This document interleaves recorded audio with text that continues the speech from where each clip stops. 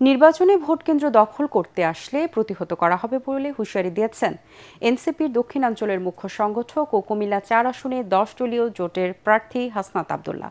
এ সময় দুর্নীতি, টেন্ডার ও মামলাবাজির বিরুদ্ধে ভোট দেওয়ার আহ্বান জানান তিনি। আগ্রাসন বিরোধী পদযাত্রার অংশ হিসেবে কুমিল্লার দেবিদ্বারে বিড়াল্লা এলাকায় উঠান বৈঠকে ভোটারদের উদ্দেশ্যে হাসনাত বলেন, এবার আপনারা কেন্দ্র পাহারা দিবেন, কেউ দখল করতে আসলে তাদেরকে প্রতিহত করবেন। পরে ভোটারদের সাথে কুশল বিনিময় করেন তিনি। জামায়াত ও এনসিপি নেতারা এ সময় উপস্থিত ছিলেন। নেতা একদিন ঘুরে আপনার কাছে ১০০০ টাকার একটা নোট নেয়া, আর ৫ বছর আপনি নেতার কাছে ঘুরেন কত ১০০০ টাকা নোট নেয়া। যে টাকা দিতে আসবে তাকে আমরা প্রত্যাখ্যান করবো কি করবো না? এবার আমরা ইনসাফের জন্য, দুর্নীতিমুক্ত বাংলাদেশ গড়ার জন্য, ভারতীয় আধিপত্য বিরোধী অবস্থানের জন্য, সিয়ামরা যেই কারণে তাদের জীবন দিতে চেয়েছে সেটির জন্য আমরা ভোট দেব।